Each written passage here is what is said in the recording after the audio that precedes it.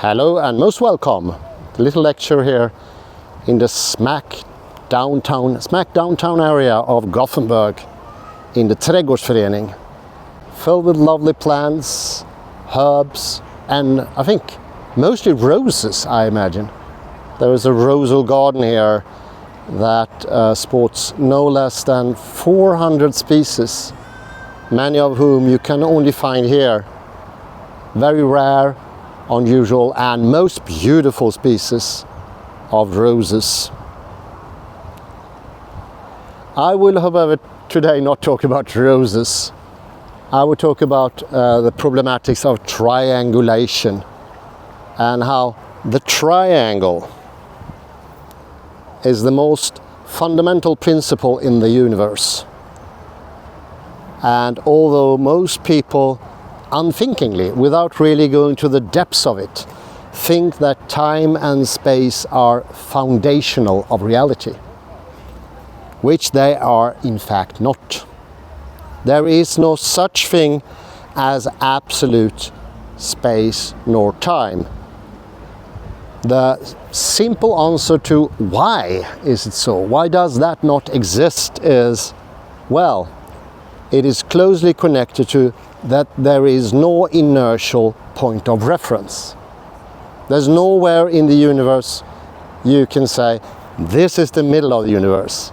This is a viewpoint that is completely neutral. Neither when it comes to room, nor when it comes to time. And this changes a lot, because when we believe unthinkingly, without really delving deep into the context, believe in absolute time and space, we will not understand these factors in life, so to speak. We need triangulation rather. A skilled shipman, a pilot, would never find his way out in the sea if he didn't do his triangulation. 3 points can tell you the way to go to get safely to your haven, your port of destiny, whereas absolute time and space will not bring you there. The same goes for our lives. So, how did this absolute time and space spring into reality once upon a time? That's a good question. And one of the most pertinent reasons are definitely that Sir Isaac Newton once upon a time decided that the most effective method of calculating points in a perpendicular, orthogonal, dimensional system is by having the background, the canvas if you like, absolutely disjunct from the things. So it's like a canvas, a drawing board. It doesn't have any significance whatsoever. It doesn't influence the things that you put out in the diagram, so that you can clearly and without obstacles calculate trajectories, momenta, directions, forces, weight, power, so forth. So absolute time and space was thought of Newton to be very important, maybe the most important. Newton himself wrote in his scholium that time is the most important matter, and in the pages that follows, in the Principia, I will bring them up. He never did. Never. Not on a single page did he bring time up again. Never. That goes to show not even Newton can answer what is absolute time. Because no matter how you think about it, it doesn't make any sense if you really delve into it. But you need to think about it deep and thoroughly. And you also need to read important people like Ernst Mach or Poincaré, because they will tell you why absolute space is a menace is a hinder to understanding. It's a hinder to navigating, as I mentioned before, with a skilled pilot traveling his ways over the 7 seas. But it's an even greater problem for you as a particular individual to cruise in your life, understand what directions to take, how stern to be about decisions, finding your own path. That cannot be done as long as you have a foundational belief in absolute time and space. Once you start questioning and going deeper into these questions, you will thrive. This is what happened to me.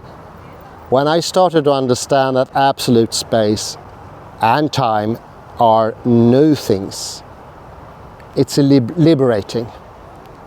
It is like finding one's way in the tormented sea that we are all traveling in. And I start understanding how I could gain a direction in life. Very important. We are lost at sea and we can retake our direction. Why understand in triangulation? How that finding the angles is the only, oh dear, I lost my I lost my foothold myself almost.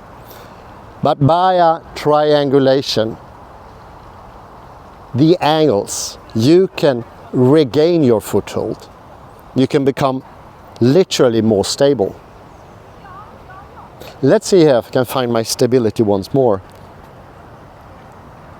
In my intention of doing a good lecture, I lost my balance. So you can literally try to find your weight all over your feet, standing more evenly weighted. Liberate your arms, have them free, and let them just fall. And you will also note that your voice is becoming stronger. Because if you're too far apart from your center, the body center, especially around this weight center, I think the Japanese call it Saikatanden, I think the Chinese call it Tianjin. The weight center can be regained once you understand that triangulation is the thing that moves the world. Triangulation is the cure for being lost at sea and in your life. And as the years has passed since I realized this, it's like an ever deepening realization. It takes time, give it some time. But for each year, it becomes more and more profound, more living, because it enriches my life. And it will enrich your lives as well. It could be the very most important thing there is in your life. Finding your very direction in reality. Finding your boatsman's way.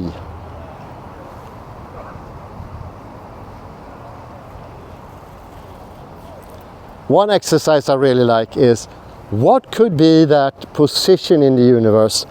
Think of the universe as being something of immense expanse, something infinitely large. Where on earth could you find the middle point in this universe? Can it even be found? It cannot. So also think about time. The eons of time have passed since the creation of the universe, or whatever started it. That be a turtle, or was it a Big Bang? Where in this time can you find a center time? A universal clock situated in the middle of reality that somehow keeps track of time. Figure those things. And the more thoroughly you think about these, the more clarity you will gain. a clarity that says to you, there can be no such place. Because where would it be? Everywhere and nowhere at the same time, evenly situated all over the universe, or seen outside in a weird point somewhere outside of the universe, stands you or an instrument looking into the universe. Discerning, discriminating how time passes. That's the second good question I got into now. How can time pass, according to Newton and I think most modern man, time passes without nothing happening. Even though nothing happens, it is somehow unthinkingly, indiscriminately thought that time passes anyway. The third aspect, the same goes for space. Somehow, and this is even more ridiculous, somehow there could be space even though there is nothing in that space. At first, I think the famed physicist Carl Sagan did believe in that. He often talked in his nice, beautifully articulated tonal voice, the immense expanse of the universe. Humans are solely speck of corn, speck of sand, nothing else. We are insignificant, he usually said. But there is no expanse. Universe cannot have an expanding, ever growing area. It is just impossible. Universe is not expands by itself. Universe is the things, the relations, the triangulations you can find within the universe. That is universe. So if you still believe in absolute space and time, you will be placing yourself somewhere outside the universe. Which of course isn't very helpful. Actually, it's a disaster. One of the bigger disasters there ever been.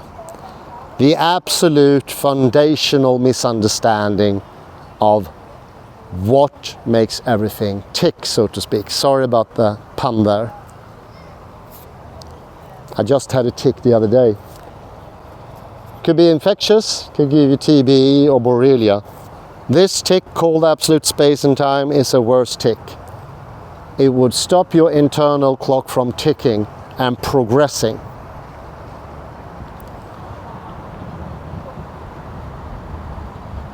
So do train these three aspects.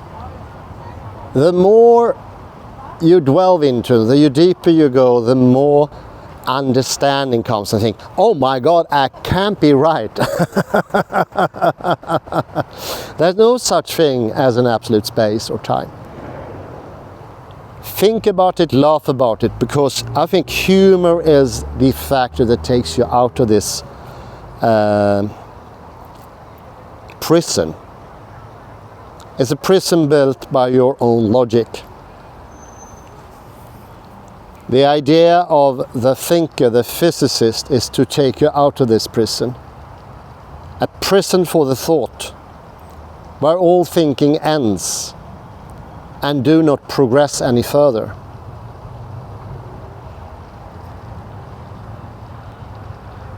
Triangulation is that very road.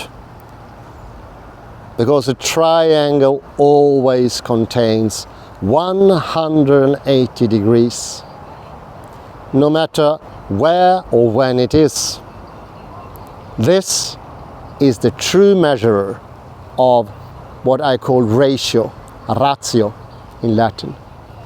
Ratio will help you understand where you are in comparison to some other point in either what you could call space or time, which is actually quite similar when it comes to triangulation. And all of a sudden you will find your renewed point of direction, absolute liberation. It's turn everyday misery into a feast. And it brings happiness way back into your life. So that ends my little lecture about triangulation and absolute space. And I implore you to do the exercises. They will lead to fruition. They will be in the end like a big bud that opens up like a lotus flower. I like that metaphor, isn't it nice? See this beautiful flower, like the flowering of your own life. Thank you very much. Have a pleasant day.